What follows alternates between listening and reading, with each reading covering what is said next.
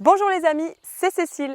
Pour ce deuxième volet sur l'œnotourisme et avant de rejoindre d'ici 2 minutes notre expert en tourisme œnologique, c'est bon pour vous, c'est arrêté à Mondement-Montgivroux. Les amis, regardez-moi ça. C'est le monument national de la victoire de la Marne. Il fait référence à la première bataille de la Marne et perpétue le souvenir des soldats qui ont combattu en septembre 1914 lors de la Première Guerre mondiale. Ce que je suis en train de vous raconter sur l'œnotourisme, c'est que lorsque vous visitez un site historique, on n'est jamais très loin du champagne. Regardez dans cette direction, derrière ces arbres, on peut trouver du champagne. C'est Broye, un village viticole du Cézanne qui se situe dans la Côte des Blancs, l'un des terroirs les plus propices à fournir des grands crus, principalement à base de chardonnay. D'ailleurs, pendant que j'y pense, si vous cherchez un excellent champagne 100% chardonnay, je vous conseille la cuvée Blanc de Blanc de chez Charbot Frères. Ça se situe à Congy, à seulement 10 km d'ici. Je vais vous dire autre chose. L'intérêt pour le champagne est grandissant. On peut le voir à travers l'inscription au patrimoine mondial de l'UNESCO des coteaux, maisons et caves de champagne qui constituent une réelle opportunité pour l'œnotourisme champenois. C'est pourquoi les amis, nous allons tout de suite rejoindre Marc-Édouard Dezutter qui va nous faire découvrir la Champagne et le champagne.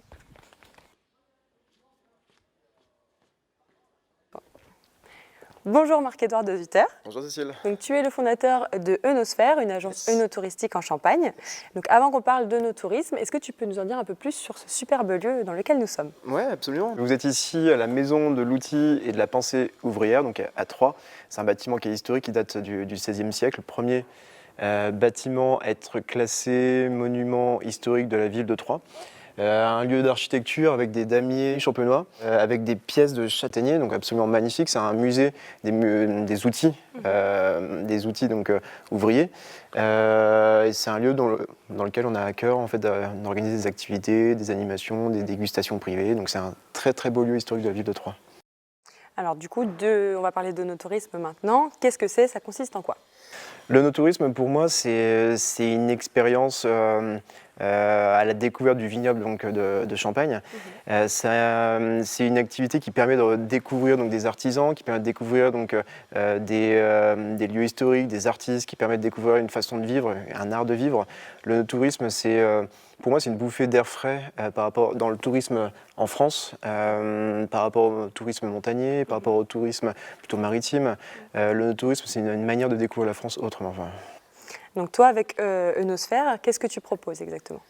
Avec Œnosphère, en fait, on travaille avec les particuliers et les entreprises. Donc pour des particuliers, c'est très souvent des étrangers, américains, australiens, brésiliens, qui veulent venir en France et qui veulent découvrir donc, la Champagne. Donc on organise pour eux de manière privée et sur mesure leur séjour en Champagne.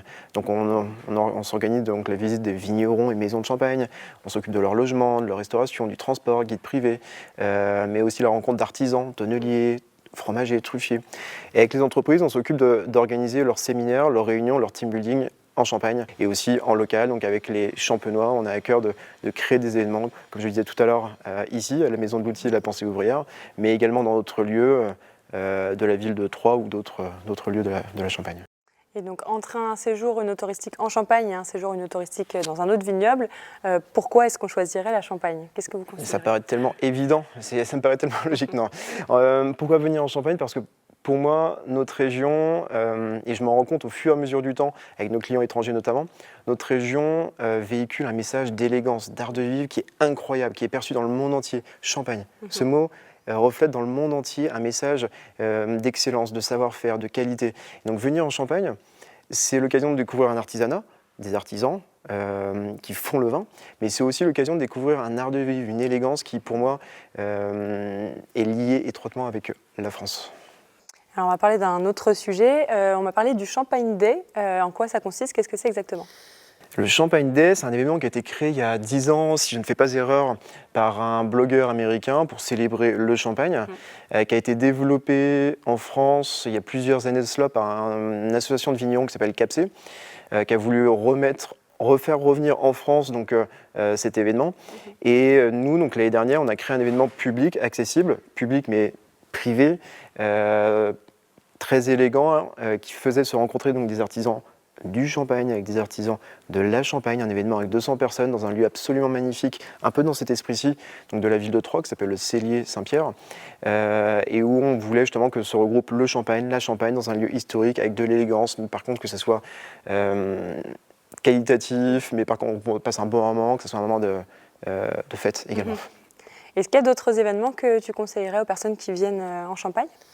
Yes, évidemment pour moi c'est la soirée blanche des Crayères à Reims, qui est un lieu qui est, enfin un événement qui est juste source d'inspiration, juste magnifique. À Épernay, il y a Habits de Lumière, qui est un très très bel événement qui se passe en décembre aussi, qui est un très bel événement.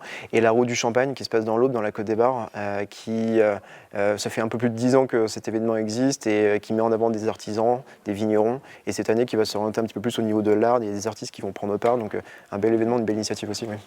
Super, merci beaucoup pour tes réponses à mes questions. Avec plaisir. Alors les amis, c'est bon pour vous? On vous donne rendez-vous le mois prochain pour un nouveau numéro de C'est bon pour vous. À bientôt les amis.